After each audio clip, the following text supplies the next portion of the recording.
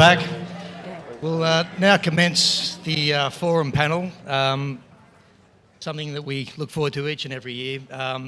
This year, however, something new. We have a brand new facilitator, a man who probably needs little introduction to most of you here, having regard to his history, but it'd be remiss of me not to remind us that Maurice Yemma, our facilitator today, was a Premier of this state, in fact the 40th Premier of New South Wales. And during his time as an elected Member of Parliament, also held positions of Treasurer, Minister for Health, Minister for Public Works, Sport, State Development and Community Relations. Since leaving Parliament, however, Maurice has continued a relevant involvement in public affairs. He served as Planning Commissioner for the South District with the Greater Sydney Commission, Board Director of TAFE, Chair New South Wales Government Cancer Institute, Chair South East Local Health District and Chair of Greyhounds New South Wales. As co-founder and CEO of IPPA, Maurice now leads a bipartisan government relations advisory firm renowned for its deep understanding of governmental operations. Maurice has gathered here for us today an illustrious group of participants. I'll let Maurice provide a brief introduction with respect to each participant. You'll see the topic. We don't know where this will go, but Maurice. Thank you. Thank you. Well, it's an excellent panel. We've gathered here experience from local government. So we've probably got three of the most senior practitioners and professionals in local government who represent three LGAs that are going through all of the policy issues, the implementation issues, the delivery issues of the national agenda on housing, the delivery of infrastructure and amenity, from Michael Edgar from the Hills. The Hills is an area that's a focus of infrastructure with metros, obviously the Housing Delivery Authority, lots of applications.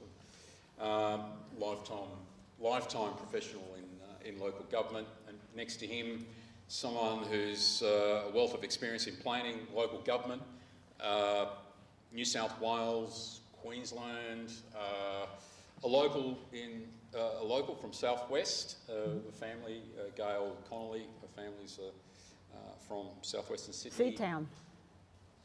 From Seatown. Indeed, and lots of family in Wollondilly, in Camden, LGA, and head now of Parramatta, having served at Ryde, at Georges River, the amalgamated Georges River. Gail was, I think, the first CEO of the new council, bringing Cogra and Hurstville together, and now at Parramatta, one of the crucial local government areas of New South Wales with the Parramatta CBD, and just about every piece of infrastructure from, like, you've got light rail, metro rail, the traditional heavy rail, massive infrastructure development in health. Westmead Children's Hospital is not far from completion, and lots of things happening in and around the Health Innovation Campus, anchored by Westmead and the other public hospitals. Ray Brownlee now at Randwick for a second term. And loving it, Maurice. And loving it, the People's Republic of Randwick. And Ray, having done a stint prior to that at Northern Beaches, and prior to that was 16 years at Randwick. So we've got, I dare say, almost a century of experience in local government and in planning. You're that old. Next to Ray, Judy Ham, who's also had quite a long experience with local government, and now representing Wollondilly in the New South Wales Parliament, independent, as a member of the New South Wales Parliament. And next to Judy, Tom Forrest, head of the Urban Task Force, one of the two industry bodies represented here. No, and I haven't forgotten Stuart. I'll come back to Stuart in a second. But Tom is the Chief Executive of the Urban Task Force, one of the key industry bodies that governments consult with. Extensive membership of participants in the planning and development space. one that's never shy on giving governments, media and individual politicians the benefit of his opinions on the planning system, success or otherwise, of housing targets and housing delivery. And to my immediate left is Stuart Ayres. So Stuart is a very long-standing member of the New South Wales Parliament in the last government, a very senior member, a plethora of portfolios, and in his post-political life, since leaving politics, heads up the other major industry body, the UDIA, and along with Tom, probably not to diminish the Property Council in any way, not at all. The Property Council's the third of the industry bodies, but probably the two that have had, I think it's fair to say, a public media profile, more of a media and public profile, particularly on housing targets and reforms in this area, being the UDIA and through Stuart's work in interacting with government and also the media and the various policy bodies that the UDIA has in interacting with government and government changes or reviews of policy. So two of the three major industry bodies. So don't think you'd get a better panel to take on this afternoon's discussion. The program, the official program says there is no certainty in the planning and development system of New South Wales. Well, that's a startling revelation. How can this be fixed? I'm not going to ask you that question, we'll come to that later, but I thought maybe we might kick off because we are in the final week, which will bring to a conclusion the first year of the Housing Accord. And I thought, given that we've got three chief executives from three of the most important local government areas in New South Wales, the nation's largest jurisdiction, an elected member of Parliament, and the two industry bodies, I thought just to throw in and kick off the discussion. We're about to come to the end of year one of the Accord. Your thoughts, reflections, good, bad, a success, a failure, more to do, heading in the right direction, or a fundamental rethink is needed? Correct, yes. Stuart. So I like to think of it as we got a really good preamble. So we had a nice period of time to warm up. So we knew that when we got to the end of the first year, we'd have a pretty good sense of how we're tracking, which is fair to say badly. We're nowhere near it. I think UDIA's research shows that we're likely to fall 150,000 homes short by the end of the 5-year Accord period right now. I think the government relies heavily on LMR and TODs to be able to deliver the numbers that allow them to talk confidently about achieving that target or being on the right trajectory. I think a lot of people in this room would recognise that TODs are probably going to fall outside of the 5-year period, and LMR's only just starting to get going, so probably some doubts around that. My biggest concern right now is whether we need to actually do a bit of a recalibration around what happens in the 5-year period after 2029. I think where the lead-in times, I think there's a real risk that if you start to recognise you're going to miss that number by such a long way, the measurement performance metric and the way it shapes and influences decisions, I think, will also start to diminish. And so, whilst we may only be 1 year in, I think there's a serious argument for why we should be thinking about a housing accord over 2 phases, perhaps 2 5-year blocks, to focus on the things that can be delivered in the near term, and then also set up so that there's no pressure coming out of the policy making system in that 5-year period after 2029. So with our 3 local government representatives, given what Stuart has said, your reflections and thoughts on, 1, the first year, the Accord, and some of the issues that Stuart has raised. So clearly a focus on TODs, there are targets. I mean, we're in the lead up to the commencement of this session, we're discussing with Michael how HDA applications have been going. There's a heavy concentration in the hills, so and there are some in Gales area, less so yet in Ray's area, but there are a whole range of other issues in Randwick. But just very quickly, and then perhaps pick up on some of the things that Stuart Yeah, said. look, and thanks for the opportunity to be here. And I've just noticed a couple of Star Hill Shire staff in the room. They've just got their KPIs for the year for coming back after lunch to listen to me.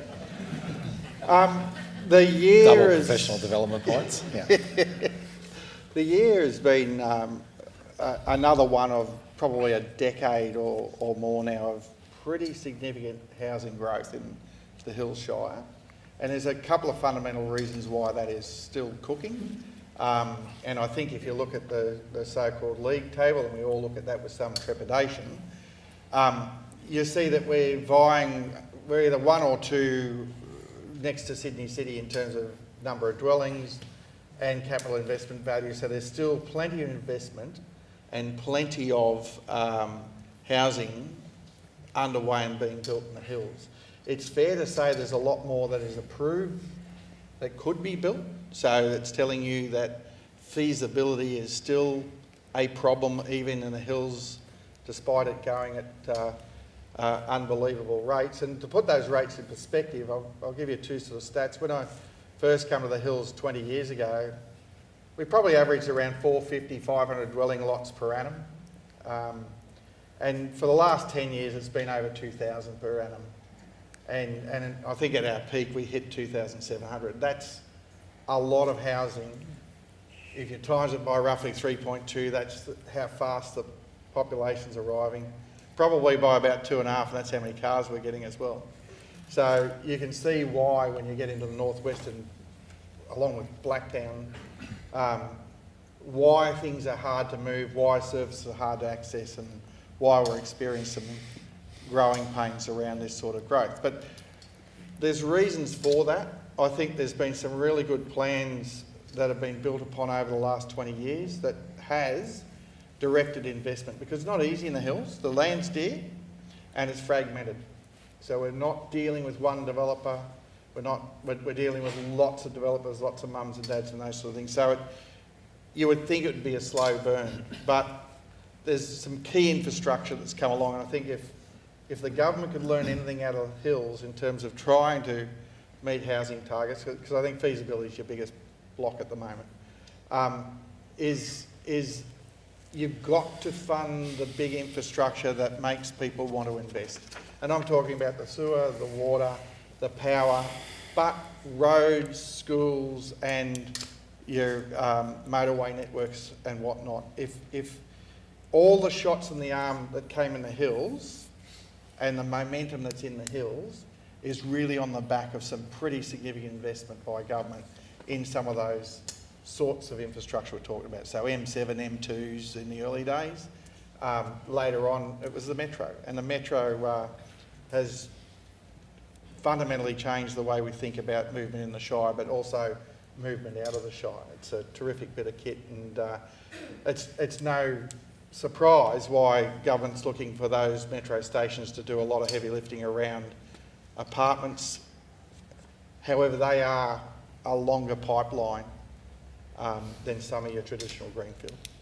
Yeah, and you've hit the nail on the head, Michael. The Housing Accord was about supplying houses, not about fixing the planning system or fixing the supply of infrastructure or any of those things. So just to announce a Housing Accord with some targets, some housing targets in it, without fixing everything else behind it, you're always going to struggle. Always, you know, the investment in infrastructure that needs to be aligned with housing supply, fixing the feasibility issue, the amount of contributions and the costs of finance these days and the risks behind that, all of those things sit in the background. So, you know, the problem with announcing a housing accord and saying we're going to build these number of houses is that you're only, you know, the government's only in charge of a little bit of that. And what it can control is the infrastructure, the amount of contributions it levies, things like that. But at the end of the day, you've got to have developers who are willing to build, get the finance, get the feasibility right, take the risk. Parramatta and Hills are lucky we have massive growth. We hit our housing targets. Not a lot of other councils can in terms of approving dwellings and new homes. But it's, as Michael says, it's one thing to approve dwellings and apartments or single dwellings. It's another thing to get someone to come along and build it. So, and that's the missing piece in the housing accord. Even if the councils did all of the heavy lifting and approved every single thing that came through our door, they're not getting built for all of those other reasons, because the accord's only addressing the supply and not the underlying problem of how you get that supply to come to market. Right. And I agree with what Stuart said about the first 5 years of the housing accord is not long enough. It should be longer than that. It's year one of the housing accord, and this is a problem that needs to be fixed over a long journey. Just dividing the 5 years by just dividing the number by the 5 years and saying, well, we're below the target, that doesn't help anybody. There's things that we need to fix, such as the construction workers, the training. We need to fix the cost of materials, and that'll all take time. Yeah, we've just come out of the pandemic. The government stimulates the economy, which is the right thing to do. We have low interest rates. We have a construction boom. And next thing we're doing, we're now pumping more approvals through the planning system to meet an accord. It takes time to do that. Just thinking that we can each year meet this linear target of what numbers we should be reading across the country is not realistic. And I totally agree with Stuart. We'll get there. We just need time to get there. Michael touched on one of the issues with the league tables. I can tell you, as a general manager and the general managers in this room, there's nothing more motivational than us to be put in the Daily Telegraph with how your councils compare to other councils. So that's a good thing the government's done in doing that. It certainly motivates us to do that, and I'm sure the GMs and CEOs would be telling that to their particular staff. I do note, by the way, that that's fine for us, and we get measured on per days and things like that, but the state agencies get measured on percentages, which I don't think is quite as transparent as we Fair. can say. Fair. Fair. Just say it. That happens for us. So I think that could be a change there, but certainly there's the labour cost and the feasibility, as Michael was saying, are big issues for that. It's not. The councils are doing, as Gail said, are doing what the Premier's asked us to do, the heavy lifting as far as approvals and getting our systems quicker and that to get the approvals through and that. But certainly there's some structural issues that need to be done through the economy that will help finally get to where the targets that we need to get to. Bring on the state agency league table from DA to CC and see which state agencies clear out all the consents the fastest. Well, education, Probably shine a big light on that. Transport. Water New South Wales. Targets. So would you like me to... so I have Judy? notes here. I feel like a bit of the odd one out here, not being educated in local government, just taking experience on board. The first thing I wrote is all well and good to have numbers without the backing of the infrastructure, just as everybody here said. We're not going to get anywhere. Who in this day and age would expect to be delivering new greenfield sites, houses people living in, that are having their sewer trucked in and out every day? And that's actually happening on the ground. So while we talk about numbers, what are we going to deliver? Are we going to deliver these communities out there with none of the infrastructure, none of the transport, none of the connectivity, none of the health, none of the education? How are we going to leave those communities there? We might attain the numbers, but in a couple of years we'll be having a different accord about those communities that are sitting out there not being able to afford where they're living. So that's my take on the housing accord. Tom. So I think my role will have to be just to offend everybody equally politely. So we were waiting, Tom, for you to do that before we did the same to you. So I'll start off with the idea of targets. I think are absolutely essential, and even if you're not getting to the targets, you've got to keep reminding people of what they are, so you can judge exactly how far you are behind, and that can moderate behaviour going forward. So you've got some chance of catching up with that target before the end of the 5 years, and in an ideal world, you'll actually be ahead of the target, making up for the years where you had a shortfall. Without the target, you've got nothing to inspire. I mean, we had Western Sydney Airport committed to being built. We had the metro out there from St Mary's to Bradfield. Goodness knows why they stopped it and didn't go all the way to Leppington, but whatever. All committed, being built. And yet you couldn't get, for love or money, any funding for the upgrade of Elizabeth Drive or 15th Avenue or any of the service roads which were going to make that a real community with real jobs and opportunities for both employment and new housing supply. You need the target so you can hold the politicians at federal, state and local level accountable for how they're going. Then you can publish the league tables to see how each of them are going compared to their colleagues. The state agencies, of course, they should always also be held to account for how they're performing, the time taken for approvals, how many approvals are facilitating, how many houses in each different area. And one of the things I do every single month and also every quarterly with the completions data on approvals, I publish a league table on each of the states, how we're going against Brisbane and Victoria, how we're going against Queensland, how we're going against WA. That motivates the state politicians. So there is an opportunity for having a target, then publishing performance against the target, and then encouraging and supporting. And that, of course, then needs all of the things that's already been talked about. It needs money going into infrastructure. It needs alternative thinking about how we deliver that infrastructure. How can we use the private sector to pay for that infrastructure through works in kind? Got a bit of media in the last couple of days. There's lots of different questions, but the targets show us what we need to house the population that we know is coming. And if we ignore that, we just send people into poverty and homelessness. We didn't manage to offend anyone just yet. I might. So, So it's great, but it's about mass planning. It's not about one developer coming on board and just doing a development here that doesn't join up with the other ones that are attached to it. With the proper planning, instead of being siloing in government, a proper plan that everybody can contribute to. correct. So, Tom, you mentioned the airport. You were around in government when the Olympics were on. And the Olympics, Queensland's about to go through it with their planning. So for the Olympics, there was a thing called the Olympic Coordination Authority, which was established, and its job, we had a drop-dead date, the second or third Friday in September 2000. Everything had to be done, built, finished, open, tested, and the world was watching. We're told this is a housing crisis. We've got a national government, state government, local government, all three levels of government involved in the effort. We've got targets, we've got an accord, it's 5 years. Is there a case for a National Housing Coordination Authority to deliver the targets, to ensure the infrastructure's there, the coordination, wave the big stick, dangle the carrot? Is this not the Olympics wasn't a crisis, but there was a drop-dead date. This is a crisis and a first iteration of a contract, 5 years, so that these issues are dealt with in much the same way that the Olympics were. So let's have a chat about the constitutional roles of both the Commonwealth and... No, let's not. Perhaps we could have a chat about vertical fiscal imbalance and the fact that the Commonwealth are the ones with all the money. Is there a case for now that the Albanese government's re-elected, got a massive mandate, they've said they want to do more in this space.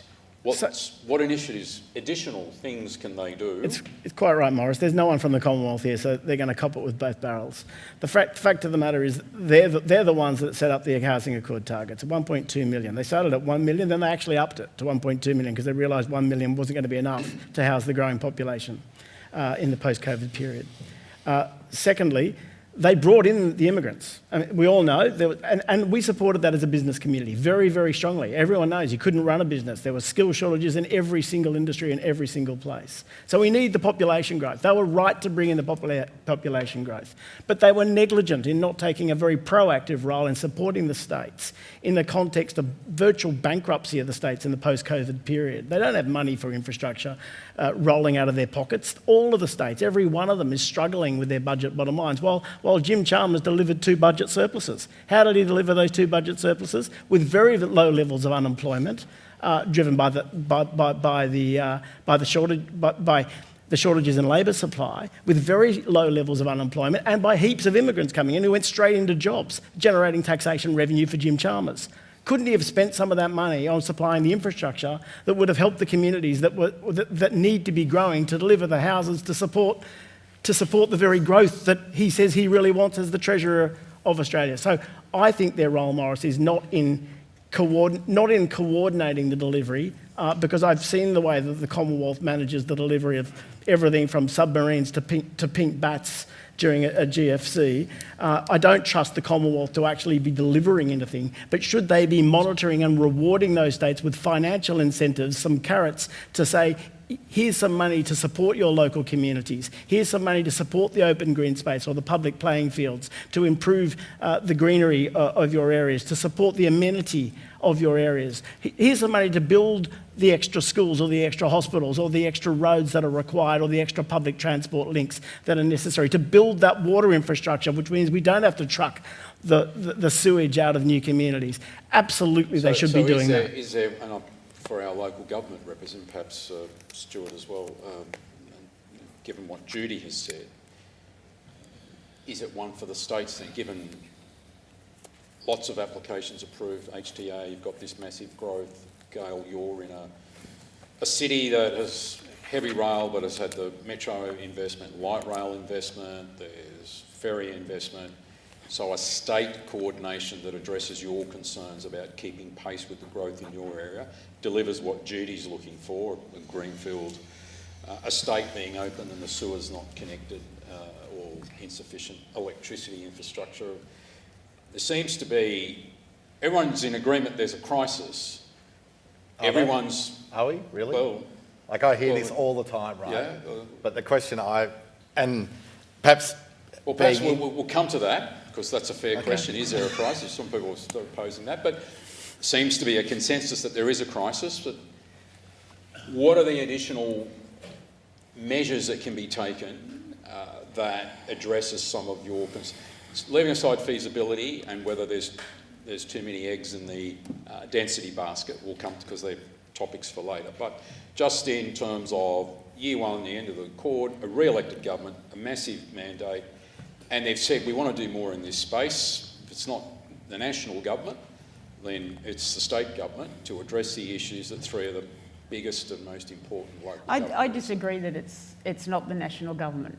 If you think back to Snowy Hydro, the nation had an energy problem. We built Snowy Hydro after the war, 16 power stations, etc., because the Commonwealth government recognised that there was a problem that was nationwide. Tom has just said there is a nationwide problem with housing. If you're going to announce a housing accord, I think then you've got to back it with a version of the Olympic Coordination Authority. The reason why the Olympic Coordination Authority worked, because it turned off all the usual planning rules and regulations and got out of the way, streamlined systems, and you got things built and delivered on time. That's the power that the feds would bring to this equation. Now, you know, if I was running the federal government and housing supply, I'd be establishing an agency in every state that had federal powers, that had intervention powers. You wouldn't be waiting 5 years for water and sewer infrastructure. Houses come and then 5 years later you get a sewage treatment plant. It'd be the other way around. And that's the power that the feds can bring to this equation. So I partly agree with Tom, they can bring money, and I partly agree that there should be a state-based solution, which is traditionally state legislation. But the feds bring a lot of efficiencies. They can bring efficiencies in the planning system and override rules that we currently have, and they can also bring dollars. So my view is that there should be a housing accord office, or call it whatever you like, in every state. And they are the ones who, just like Snowy Hydro, come in and plan the infrastructure, deliver the infrastructure, and then the councils can come in and the state governments can come in behind and back it and fill it in with approvals. Right, Mike? I think all levels of government have to have a role, and I think what we've seen, I have to think back to the early 2000s before I've seen a federal settlement policy. I think it was a minister by the name of Kim Carr who had the last stab at basically a population policy and a settlement policy. And I think that's severely lacking. So if for other economic reasons there needed to be a massive uptick in population, whether that's homegrown or whether that's immigrants, it doesn't really matter. There's been a decision made that we need that level of population growth. There needed to be a settlement plan and a housing plan around that. You just couldn't leave it to work itself out. I think if I come back to a point I made earlier more locally though, there are many, many, many houses already approved but not built, and if I even set aside the feasibility problem, because that will change. It has in the past, that will change, and I think we're on the cusp of that changing with the movement in interest rates and other things, and labour costs and materials costs coming back a little bit. We're seeing it in our own tenders. But if anything I could say, it seems to be very partisan now as to where schools and roads and some of these big infrastructure announcements are being made without necessarily a link to, well, where's the action actually happening, or where do we need it to happen or continue to happen while the feasibility improves? Because there are parts that are, the approvals are there, but it's just completely unacceptable when you get a letter from Sydney Water saying, look, there's no Section 73 certificates for the next 12 or 18 months until we work out what we're going to do with sewer and water. That is completely unacceptable. It's unacceptable to the councils who are in a league table being blamed for not hitting targets, and it's completely unacceptable for the development industry that's expected to invest and actually make this happen. I think the coordination needs to be around the infrastructure around where the growth is expected to happen. So, Morris, whether you need a state coordination authority or not, I don't think anyone in this room could say that the Premier of the state, the Planning Minister, and certainly Kirsten Fishburn are doing everything possible and putting all the levers in place to put as much supply back into the planning system for all of us. They're doing that. They've got the Housing Development Authority. They're finding ways to fast track that, to get projects moving, to do that. So I think that's already happening at that level. They're actually calling it a state coordination authority. Just touching on Tom's point, and I didn't realise you did that, Tom. You actually compared states against states and had the premiers against each other, which is fantastic. One of the things that may have... He's making a pitch for competition payments, so yeah, incentive payments up front, not at the end of the 5-year accord period. So one of the things that, if we're talking about sure as council yes. CEOs, you would welcome that. We would. We've been through that with Jeff Kennett. One of the things that big concern is actual the labour, getting the labour to do this and the skilled labour to do it. And then you've got states competing against each other. So Western Australia's got a scheme where they're saying build a life in Western Australia, and it's a $10,000 grant for tradies to go to Western Australia, live in Western Australia. So they've got nearly 1,000 people from other states are going there to do the construction in their particular state. Now that's fantastic for Western Australia, not too good for the rest of Australia, not too good for New South Wales when we're short of labour. So I think if the Commonwealth did something there around that time to somehow make we weren't competing against each other, and we're actually trying to meet a national accord which was set by the Commonwealth government, and that would certainly help us. So it's a crisis without an emergency response. Like that's what it is. We live in this housing crisis. We know we need a lot more houses, but all these solutions are way out there, right? So if feasibilities on apartments are challenging, but greenfield's feasible and deliverable, then do everything you can to allow the market to deploy as much capital into that at that particular point in time. So has the government put too much of its eggs in the density basket at the expense of greenfield, given that you've just said? Well, the market is clearly saying yes to that. So, like, it's indisputable. The TOD delivery timeframes are well outside 5 years. Putting a 400-metre circle around the stations has also told every home owner in that location mentally that their properties are worth more, so it's taking longer to aggregate the land masses that you need to be able to get densities, and so it will take time to deliver that. The simple fact is we need more of everything. We need more apartments, more townhouses, more terraces, more single detached dwellings, and government policy should be agile enough to reflect where feasibilities are most favourable. And at this particular point in time, if you can't get the apartments built, you should lean into greenfield, which really means invest in enabling infrastructure. Do you think there's an appreciation of that? You're saying that we can't get them built in time. Do you think there's an appreciation of that on policymakers? I think the penny is starting to drop.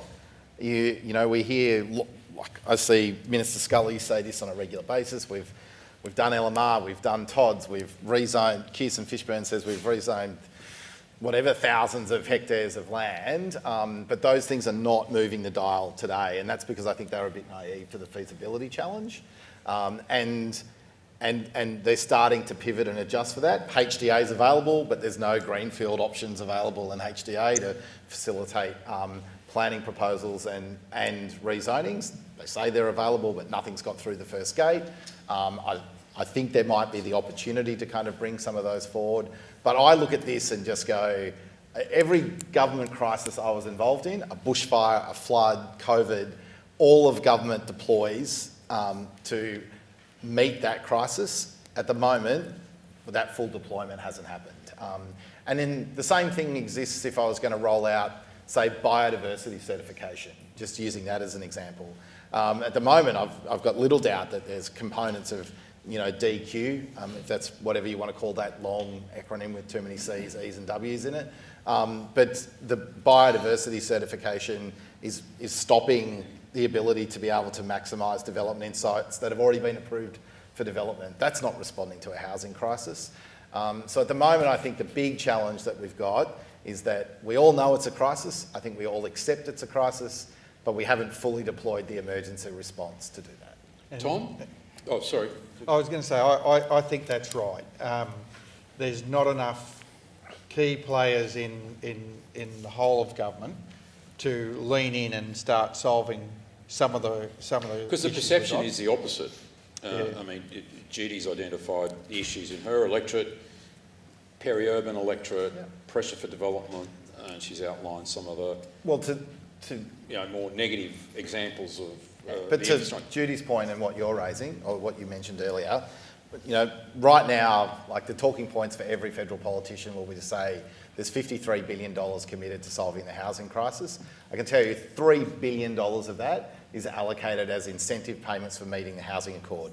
There's not one state that's within 100,000 of the housing accord. Rather than having that $3 billion sitting at the back end of a 5-year period, why don't we just bring it forward and spend it on infrastructure in Judy's electorate, so you don't have to pump out sewer, so you can actually flush the toilet and it goes to a water main. Or you can fund enabling water infrastructure or upgrade the intersection that's preventing a development from taking place. And before you even get me started thinking this is a greenfield only issue, if you think you can go and put all of the additional density into infill locations and not have to upgrade the 100-year-old clay pipes that is the bulk of the Sydney water system, it needs funding too. For our three, I'll come back to you, Tom, but for our three chief executives of significant councils, do you get a sense that there's an appreciation of that last point that No, there's not. that Stuart made? Like there's certainly a lot of media commentary. That's the focus because that's where the infrastructure is. Almost an assumption that you increase the population there and you won't have to add to the infrastructure.